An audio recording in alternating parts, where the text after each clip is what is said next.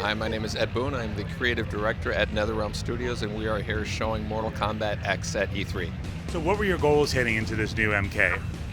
Our goals were really to bring as much new stuff to the table as possible. You know, the last Mortal Kombat game, amazingly, was our best-selling Mortal Kombat game, which we would never have guessed, 20 years after the fact. And so we didn't want to just kind of skin the same game with next-gen graphics. So we really wanted to add as many new elements as possible.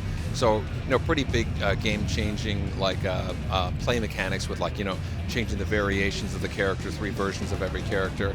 And we wanted to add as many new, characters to the mix as possible. So we have a big group of new characters that we're going to be introducing as well, and while keeping the stuff that was really strong about Mortal Kombat 2011 with our super meters with the X-rays and the breakers and the enhanced super moves. So we really wanted to get that perfect combination of new and what worked in the last game.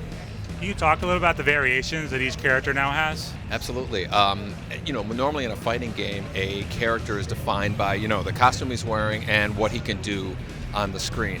And we're really taking every character and kind of having 3 versions of that character. Scorpion, for instance, there's one where he has these swords on his back, and he uses them in combat. So only that variation can use those swords and do all the moves specifically to that. Another one has fire-based moves, can shoot a fireball, can light himself on fire, can do all these, fire from the ground. Those are exclusive to that. So if you think of every character in the game, there's 3 versions of it with their own exclusive moves. It really adds way more variables just to the mix in terms of what can happen in the game. You guys also have a new power meter up at the top of the screen that you can use with Dash. Can you talk a little bit about that? Yeah, it's like an endurance meter. We have the ability to run now in the game, so you can really get in there and aggressively charge your opponent. But we don't want an infinite number of running, throughout the game. So the meter will help regulate that, as well as some other moves that are in the game, just to keep some things balanced and not having to worry about a move being abused or overused. Now, the environments you guys have here, and I'll let you explain the 3 environments, but they're very visually alive. Can you talk a little about, I understand you guys redid Unreal Engine 3 from the ground up to build these out. Yeah, we've the one thing that we really wanted to maintain with this game is 60 frames a second, 1080p. We really wanted to make sure that we had the highest fidelity thing. So in order to do that, we really had to kind of get into the guts and wire things so it's more conducive to like a fighting game, 2 big characters on the game. That, as well as making the environments, we wanted players to leverage themselves so they can jump off of certain things, jump really long, swing on branches and trees, and kind of use, they're a little bit more of a, we call it like leveraging points in the environment. So they actually play a role in the fight.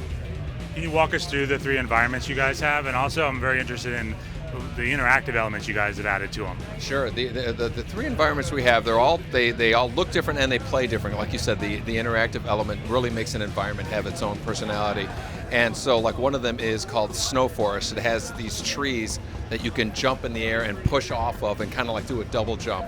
Or you can long jump off to like a tree stump, swinging on branches, grabbing branches, attacking people. So that's unique to that environment. Whereas in the Cove, there's a wall that you can run off of in the corner. So if you're trapped, you can run up a wall. You can throw a log. You can actually the seal, throw a body up in the air, a dead body. You can grab it out of the water and throw it at your opponent. So there's just a lot of interactive elements. It's mainly for leveraging, kind of moving your character around, but there's some projectile opportunities as well too. Then there's the Outworld Marketplace, which has a big tiger in the middle of it. You can jump off of that and or jump off this tarp on the right side, hit this barbecue and throw coals at your opponent. So it really adds to the whole mix of the game and the kind of unpredictableness for it.